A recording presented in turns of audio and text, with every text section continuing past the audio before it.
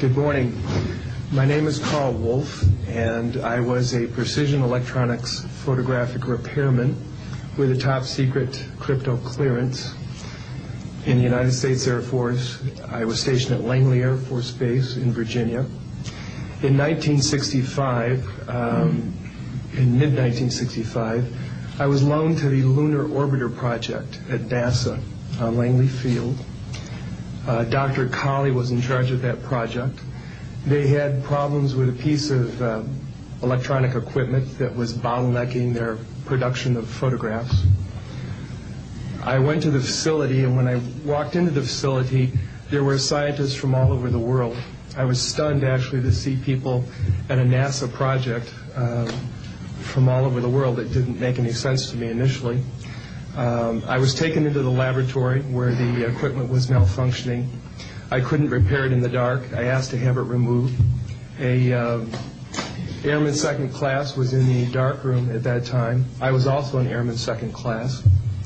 I was interested in how the whole process functioned, how the data got from the lunar orbiter to the laboratory. Asked the young man if he described the process to me. He did. About 30 minutes into the process, he said to me, in a very distressed way, by the way, we've discovered a base on the backside of the moon. And then he proceeded to put photographs down in front of me, and clearly in these photographs were structures, mushroom-shaped buildings, spherical buildings, and towers. And at that point, I was very concerned because I knew we were working in compartmentalized security. He had breached security, and I was actually frightened at that moment. And I did not question him any further. And a few moments later, someone did come into the room. I worked there for 3 more days, and I remember going home and naively thinking, I can't wait to hear about this on the evening news. And here it is, more than 30 years later, and I hope we hear about it tonight. And I will testify under oath before Congress that what I'm saying is the truth.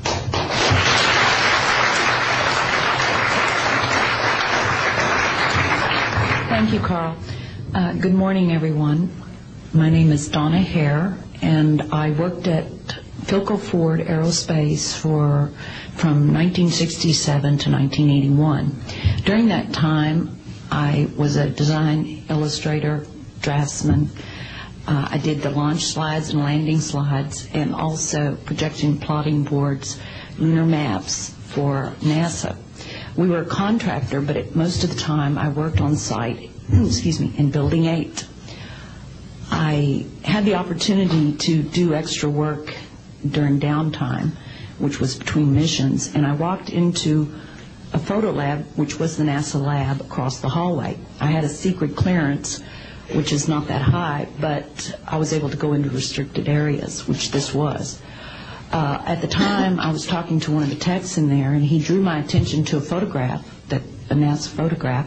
It had a dot on it, and I said, what is that? Well, he drew my attention to it, and I said, is that a dot on the emulsion? And he said, and he's smiling, and he has his hands crossed, and he said, round dots on the emulsion don't leave round shadows on the ground. And this was an aerial photograph of the Earth, I'm assuming the Earth, because it had pine trees on it, and the shadows of the craft, or whatever it was, were in the same angle as the trees. And by its very nature, UFO, and I wanted to clarify that to a gentleman that was talking to me, means unidentified. So I did not know what this was. But I realized at this point that it's very secret, that it was kept secret, because I asked him, what are you going to do with this piece of information? And he said, we always airbrush these out before we sell them to the public. So they're pesky little creatures appearing on this photograph they wanted to get rid of. After that, I decided I would ask questions to other people that worked there. And I found that I had to ask them away from the site and not on site. A guard told me that he was asked to burn some photographs and not to look at them. And there was another guard guarding him, who was in green fatigues, watching him burn the photographs. And he said he was too tempted. He looked at one, and it was a picture of a UFO, and he was very descriptive. I can go into that later with anyone. He immediately was hit in the head, and he had a big gash in his forehead. He was knocked out, and he's terrified, so he would have to be protected.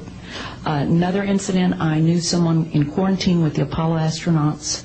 He told me that the Apollo astronauts saw craft on the moon when we landed.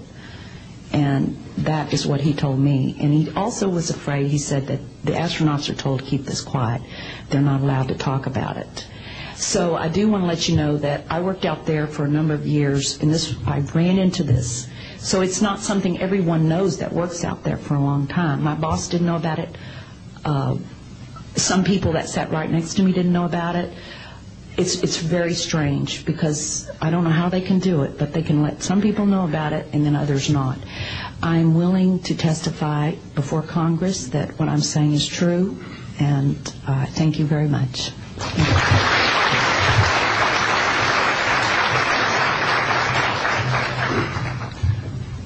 Good morning, ladies and gentlemen, and members of the press. My name is Larry Warren. 20 years ago, in 1980, I was a security specialist assigned to RAF Bentwaters, Woodbridge, NATO Air Force facilities in Suffolk, East Anglia. I had a secret security clearance. I guarded our backline nuclear weapons that were stored there at the time, without the knowledge of the people of Great Britain. I went through a portion of a 3-night UFO event where objects made incursions over our WSA, fired pencil-thin beams of light into them, and adversely affected the ordnance, possibly. These objects were on the ground on 2 different nights. Potentially there was another life form seen. This is an unpopular truth. These events were of extreme defense significance to not only Her Majesty's government, but this government as well, and they are still shrouded in secrecy.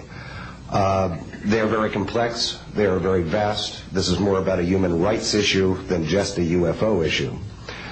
20 years ago, this room would be empty. I see a turn in history. This is history in motion, but unfortunately it's history with the security classification.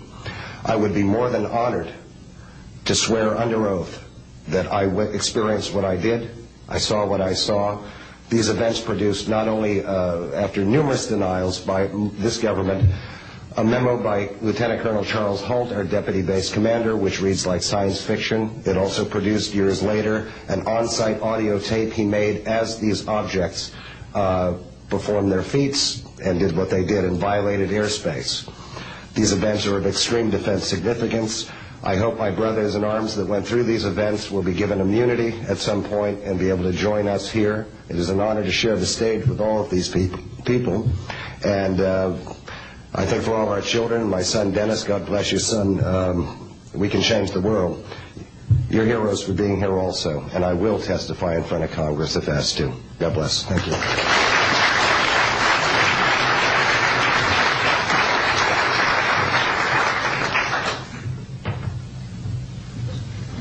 Hi, my name is George Filer III. The reason I'm here is because George Filer V is in the hangar and will be born on Friday. And I'm a retired intelligence officer and flyer with almost 5,000 hours, and I didn't believe in UFOs until London Control called us in the winter of 1962 and asked us, would we chase one? And we said, sure. So we let down from 30,000 feet to 1,000 feet where the UFO was hovering, and we went into a steep dive and actually exceeded the red line of the aircraft. So it's kind of dangerous chasing UFOs. In any case, I was able to get the UFO on the aircraft radar at about 40 miles, and we could see a light out in the distance, and as we closed, we kept on picking up this radar return. The point I'm mentioning that the radar return was very distinct and solid, indicating it was some kind of a metallic object. We got about a mile from the UFO, and it kind of lit up in the sky and went off into space, very similar to what the shuttle looks like when it takes off. Later on, I was working in intelligence in Vietnam. I briefed General Brown about UFOs when I was in 21st Air Force, McGuire Air Force Base. Briefed General Glau about a UFO over Tehran, Iran in 1976. that two F-4s from the Iranian Air Force had taken off and tried to intercept the UFO. And when they turned on their fire control systems, they immediately went out. All the electrical systems went out. The planes had to return to base. This was particularly significant because it was also picked up on satellite.